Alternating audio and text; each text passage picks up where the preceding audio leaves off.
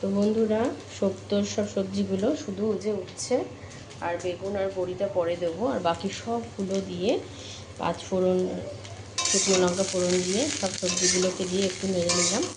এবার আমি দিয়ে দিয়েছি আদাটা একটু বেশ ভাজা ভাজা গন্ধ আসছে।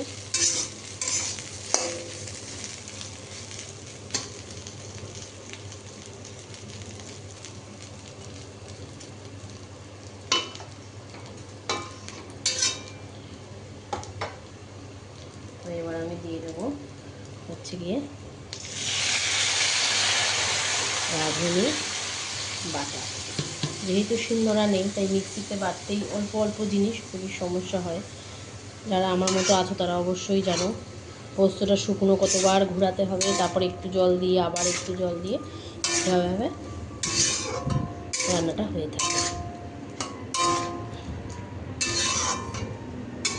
তো জানি না খেতে কেমন হবে, ফার্স্ট টাইম আমি এইভাবে করছি ইউটিউব দেখে, কোনোদিন আমি এইভাবে করিনি।